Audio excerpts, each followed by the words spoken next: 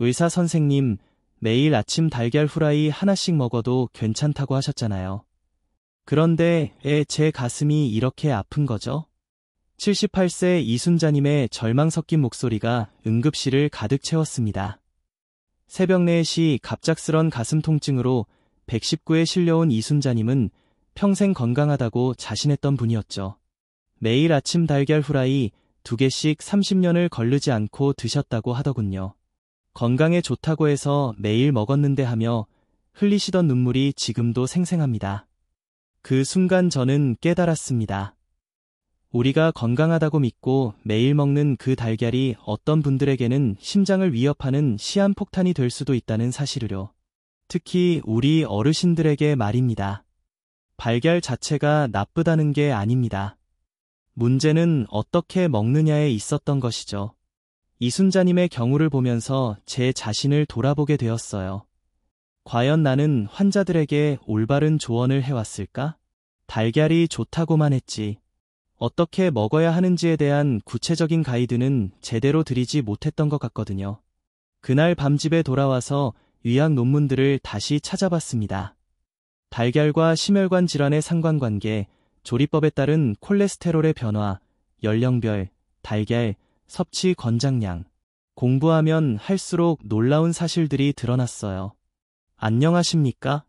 올해 84세 내과 전문의 유정태입니다. 저는 지금도 직접 환자들을 진료하고 아침마다 작은 텃밭에서 허브와 채소를 재배하고 있습니다. 텃밭 일을 하다 보면 자연스럽게 몸도 움직이게 되고 무엇보다 흙을 만지는 일이 마음을 편안하게 해주더군요.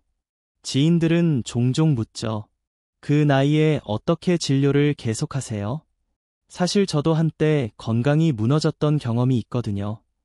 오늘은 그 이야기와 함께 우리 어르신들이 매일 먹는 달걀에 숨어있는 진실을 조심스럽게 말씀드리려 합니다. 40년 넘게 환자들을 만나오면서 느낀 건데 작은 식습관의 변화가 때로는 어떤 약보다도 강력한 치료 효과를 보이더라고요.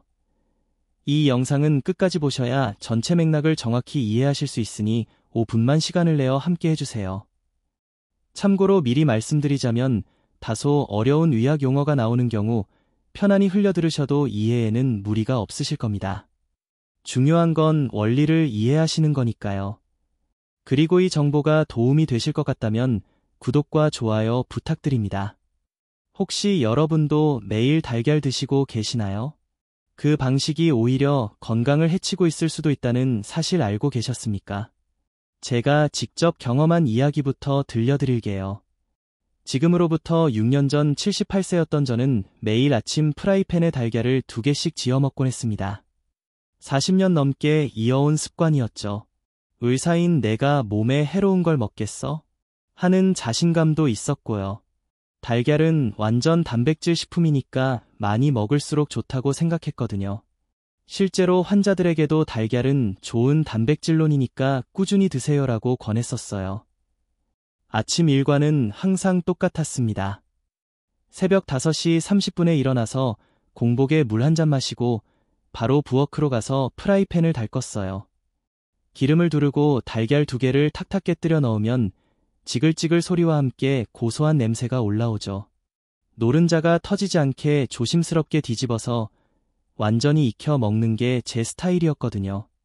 그런데 그날도 평소처럼 아침 공복에 뜨거운 달걀 후라이를 2개 먹고 진료를 시작했는데 첫 번째 환자를 보고 있던 중이었어요.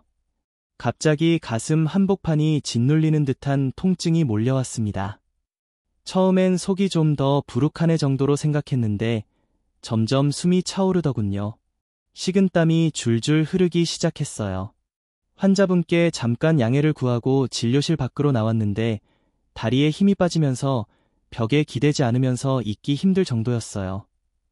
간호사가 제 얼굴색을 보고 깜짝 놀라더군요. 선생님 얼굴이 새파예요. 처음엔 일시적인 소화 불량이겠지 했는데 통증이 점점 심해지는 거예요. 가슴에서 등으로 그리고 왼쪽 팔까지 저리는 느낌이 퍼져나갔거든요.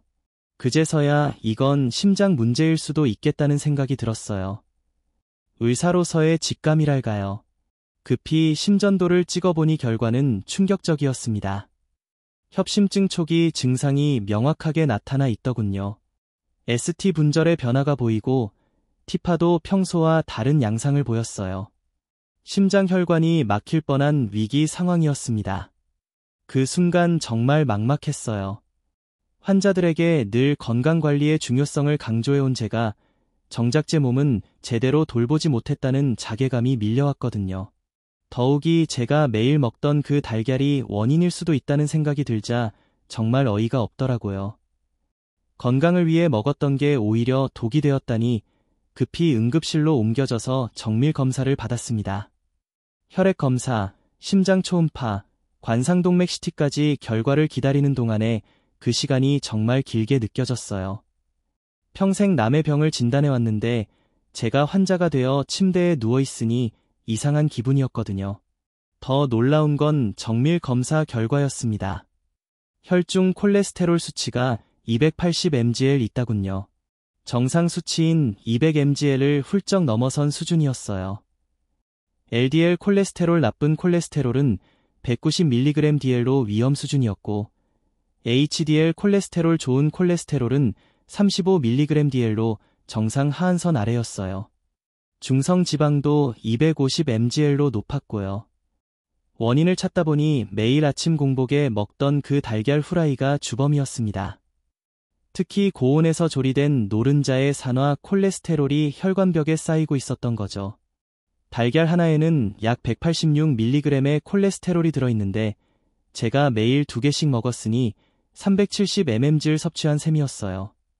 하루 권장량인 300mg을 훌쩍 넘었던 거죠. 게다가 공복에 기름진 음식을 먹으면 담낭에서 담즙이 급격히 분비되면서 소화기관에 부담을 주게 됩니다. 이런 상태가 수십 년간 반복되면서 제 몸에 누적된 거였어요. 그날 이후 제 식탁과 식습관은 완전히 바뀌었습니다. 제가 그렇게 조심하던 그 달걀이 오히려 제 건강을 갉아먹고 있었던 겁니다. 병원에서 퇴원하면서 담당 의사가 해준 말이 아직도 기억나요? 유 선생님, 달걀을 완전히 끊으실 필요는 없어요. 다만 어떻게 드시느냐가 중요합니다. 그 말이 제게는 새로운 시작의 신호탄이었어요. 혹시 여러분도 달걀은 몸에 좋은 줄로만 알고 매일 똑같은 방식으로 드시진 않으신가요? 저는 약이 아닌 달걀 섭취법 자체를 바꾸는 것으로 회복을 시작했습니다. 프라이에서 반숙 삶은 달걀로, 그리고 아침 공복이 아닌 점심으로 옮겼어요. 처음엔 반신반의했죠. 이런 작은 변화로 뭐가 달라질까 싶었거든요. 40년 넘게 해온 습관을 바꾸는 것도 쉽지 않았고요. 첫 주는 정말 힘들었어요. 아침에 일어나면 자동으로 부엌으로 발길이 향하고 프라이팬을 찾게 되더라고요. 대신 따뜻한 물 한 잔을 마시고 간단한 미음이나 죽으러 아침을 시작했습니다. 달걀은 점심때 반숙으로 삶아서 하나만 먹기로 했어요. 물이 끓기 시작하면 달걀을 넣고 정확히 7분 동안 삶았습니다. 노른자가 완전히 익지 않고 살짝 흐르는 상태가 되도록 말이에요. 2주 정도 지나니까 몸의 변화가 느껴지기 시작했어요. 아침에 속이 더부룩한 느낌이 사라졌고 소화가 훨씬 편해졌거든요. 예전엔 아침 식사 후에 항상 졸음이 몰려왔는데 그런 증상도 없어졌어요. 가벼운 아침 식사 덕분에 오전 진료도 더 집중할 수 있었고요.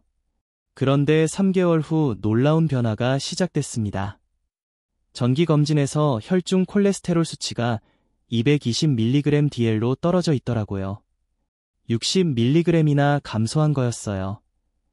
LDL 콜레스테롤도 130mg/dl로 정상 범위에 들어왔고 HDL 콜레스테롤은 45mg/dl로 올라갔습니다. 담당 의사도 깜짝 놀라더군요. 약도 안 드시고 이렇게 수치가 개선되다니 6개월 후엔 더욱 놀라운 결과가 나왔어요. 총 콜레스테롤이 190mg/dl까지 내려갔거든요. 정상 범위 내에서도 최적 수준에 도달한 거죠. 가슴 통증도 점차 사라지더군요. 계단을 오를 때 숨이 차던 증상도 많이 완화되었고 전반적으로 활력이 넘치는 느낌이었어요. 더 신기한 건 소화가 한결 편해졌다는 거였습니다. 예전엔 식후마다 속이 더부룩하고 트림이 자주 나왔는데 그런 증상도 말끔히 사라졌거든요. 위 내시경을 다시 해보니 위염 소견도 많이 호전되어 있더라고요. 위벽의 발적이 줄어들고 이산 분비도 정상화된 상태였어요. 달걀을 끊지 않고도 건강을 되찾은 경험은 저에게 어떻게 먹느냐가 무엇을 먹느냐보다 중요하다는 진리를 가르쳐 주었습니다. 이건 단순한 이론이 아니라 제 몸으로 직접 체험한 살아있는 경험이에요. 환자들에게도 이 경험을 바탕으로 더 구체적이고 실용적인 조언을 드릴 수 있게 되었죠. 지금부터 그 구체적인 실천 방법을 말씀드릴 테니 끝까지 들어주시고 도움이 되셨다면 구독과 좋아요 버튼도 부탁드립니다. 여러분은 달걀을 어떻게 드시고 계시나요? 오늘부터 바꿔야 할 습관은 어떤 것일까요? 첫 번째, 달걀을 아침 공복에 먹지 마세요. 이게 정말 중요합니다. 공복 상태에서 기름진 달걀 후라이를 먹으면 이장과 담낭에 엄청난 부담을 주거든요.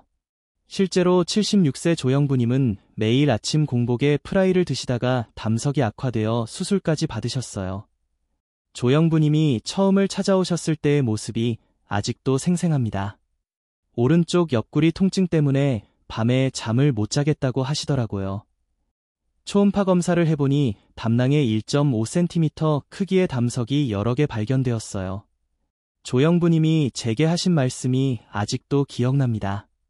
선생님, 건강하려고 먹었던 달걀이 이렇게 제 몸을 아프게 할 줄은 꿈에도 몰랐어요. 공복 상태에선 위산 분비가 활발해지는데 여기에 갑자기 기름진 음식이 들어가면 이벽에 자극을 주게 됩니다. 또한 담낭에서 담즙이 급격히 분비되면서 담낭 수축이 강하게 일어나죠.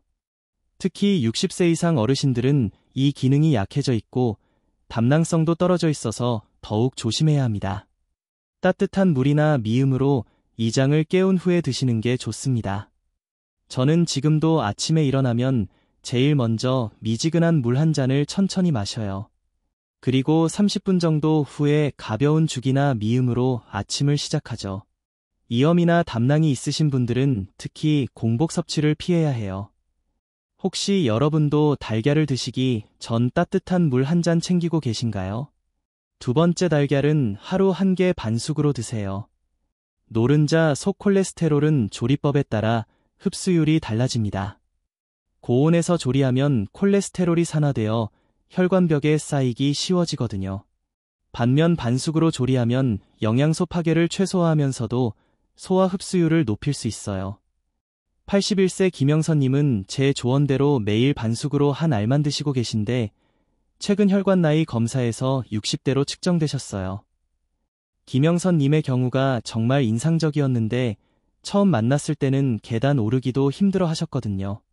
혈압도 16, 95mm 머큐리로 높았고 콜레스테롤 수치도 250mmg를 넘었었어요. 그런데 달걀 섭취법을 바꾸고 6개월 후 놀라운 변화가 나타났습니다. 혈압이만 3580mm 머큐리로 안정되었고 콜레스테롤도 200mgdl 이하로 떨어졌어요. 무엇보다 본인이 느끼는 체감 변화가 컸죠. 김영선님은 달걀 하나로 이렇게 달라질 줄 몰랐다며 무척 기뻐하시더군요. 삶을 때는 7분 내외가 최적입니다. 물이 끓기 시작하면 달걀을 넣고 정확히 7분 후에 찬물에 헹궈주세요. 노른자 중심이 살짝 흐르는 상태가 되어야 해요. 이때 단백질 변성이 최소화되면서 소화 흡수율이 가장 높아집니다. 오지 혈증이 있으시다면 주 3에서 4회로 제한하시고요. 여러분은 오늘 달걀을 어떻게 요리하셨나요? 세 번째, 녹차나 주스 두유는 1시간 후에 드세요. 많은 분들이 모르시는 사실인데 일부 음료는 단백질 흡수를 방해하거나 철분 흡수를 저해야 할 수 있어요. 특히 녹차의 탄분은 달걀의 철분과 결합하여 흡수를 막을 수 있거든요. 80세 윤점수님은 달걀과 녹차를 함께 드시다가 철분 부족으로 어지럼증을 겪으셨어요. 윤점수님은 평소 건강에 관심이 많으셔서 매일 녹차를 즐겨 드셨는데 달걀과 함께 드시는 경우가 많았거든요.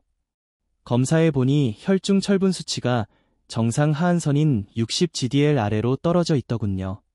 헤모글로빈 수치도 10.5 GDL로 빈혈 진단 기준에 해당했어요. 윤점 수님처럼 빈혈 기력이 있으신 분들은 특히 더 주의해야 합니다. 탄닌은 철분과 결합해서 탄닌-철 복합체를 형성하는 데에는 우리 몸에서 흡수되지 않거든요. 또한 오렌지 주스 같은 산성 음료도 달걀의 단백질과 반응해서 소화를 방해할 수 있어요.